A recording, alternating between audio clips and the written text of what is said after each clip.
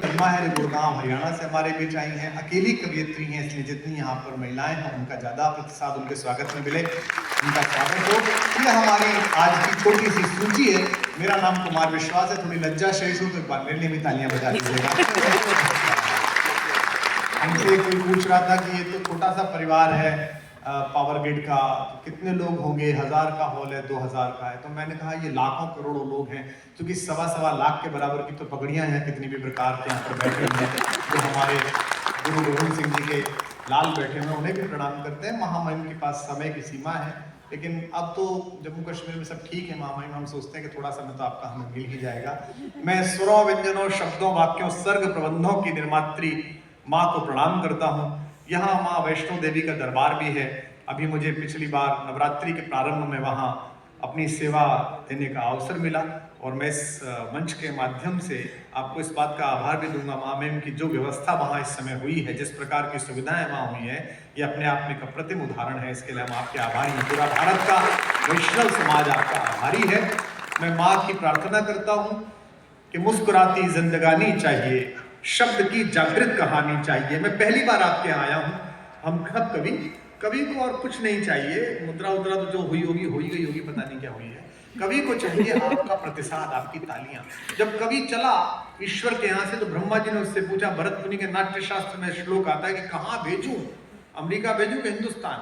तो कवि ने कहा आप मुझे जलते हुए मरुस्थल में भेज दो, मुझे तपते हुए हिमालय में भेज दो, पर जहां मेरी रसिक उक्तियों पर कोई व्यक्ति प्रतिसाद ना करे, ताली ना बजाए, मुझे ऐसों में मत भेजना। तो मैं आशा करता हूं कि हम ठीक जगह पर आए हैं।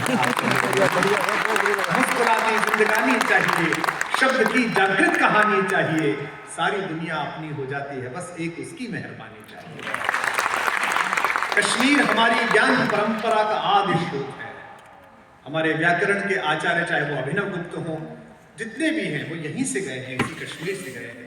महर्षि पाणिनि इस कश्मीर की एक सीमा जो दूसरी पार चली गई है, जिसका संकल्प भारत लेता है कि शताब्दी बीतते बीतते वहां भी भारत का विस्तार होगा, वो पाणिनि के क्षेत्र से हम उस कश्मीर में बैठे हुए हैं। इस कश्मीर में हमारी माँ ललदत और हमारी माँ राबिया ने ऐसी कविताएं लिखी कि पूरे विश्व की कवियत्रियों को उससे प्रेरणा मिली है।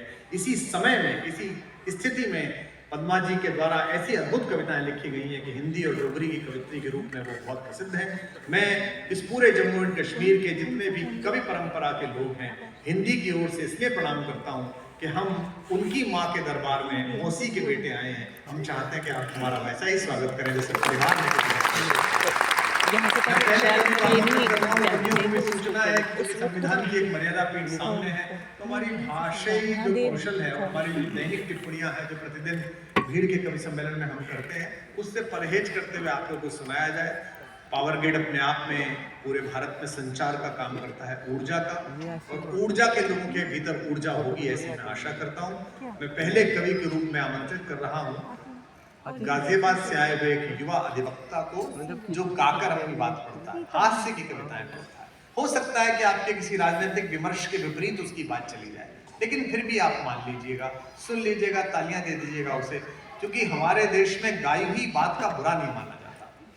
हमारे यहाँ तो गालियां भी गाई जाती है, आपके यहाँ पता नहीं, पर हमारे उत्तर प्रदेश में, पूरे उत्तर पूर्वांचल में जब विवाह होता है तो खूब गालियां दी जाती है। हमारे तो स्वयं भगवान राम भी जब मिथिला गए थे तो महिलाओं ने खूब गालियां सुनाई। एक ही बार जीवन में गाली सुनी थी राम जी ने, उन्हें लगा ये चीज तो बहुत अच्छी है, आज तक किसी ने नहीं सुनाई। तो अगली बार कृष्ण बनकर पहना हुए गली गली गाली खाने के लिए, इतना शौक उनको लग गया, इतना आनंद आ गया। तो हम भी आपको इतनी देके जाएंगे कि अगली बार आप ज्यादा संख्या में आएंगे। तो मैं वकील को बुला रहा हूँ। मैं विश्वविद्यालय में पढ़ाता रहा, 17 वर्ष मैंने पढ़ाया। हमारे आदरणीय कुलपति जी बैठे हैं। मैं जानता हूँ कितना मुश्किल काम है कुलपति होना। मेरे परिवार में भी कुछ कुलपति हैं, आपके मित्र हैं।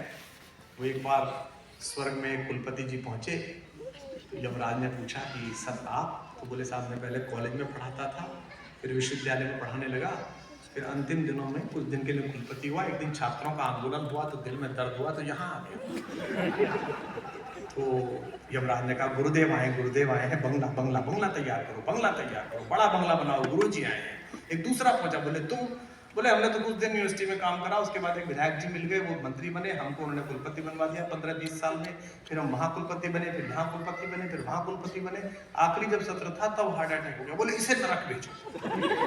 बोले ये एक बार के को बंगला और हमें नरक, बोले वो तो फंस गया था, तुझे तो अभ्यास है। तो मुझे ये पता नहीं कि राय साहब आप फंसे हैं कि अभ्यास है। अच्छा परिसर है, बहुत मुश्किल काम है, कुलपति होना बहुत अद्भुत मुश्किल काम है। इतने प्रकार के काम, मैं स्वयं 17 वर्ष विश्वविद्यालय सेवा में था, ये लड़का वकील है, मैं प्रोफेसर रहा, असिस्टेंट प्रोफेसर था, प्रमोशन होने वाला था तब मैंने नौकरी छोड़ी, इस्तीफा दिया 2011 में एक आंदोलन के चलते, वो तो आपको पता ही है। तो एक प्रोफेसर साहब और वकील साहब का मकान पास पास था, दोनों की पत्नियां दोस्त थी। तो प्रोफेसर साहब की पत्नी ने अपना दर्द साझा किया वकील साहब की पत्नी से कि मेरा वाला इतना ज्यादा कुतर्की है पति कि जब तक 1 घंटा ना बज जाए तब तक बोलता रहता है। तो वकील साहब वाली ने कहा कि तेरा चुप तो हो जाता है, मैं तो जब तक उसके हक में फैसला ना कर दूं तब तक कर देता है। ये आदमी तब तक नहीं उठेगा जब आप उसके हक में फैसला ना कर देंगे अपनी तालियों से। जब आप सब तालियां बजाएंगे तब कुछ जाके जोरदार तालियां बजाएंगे।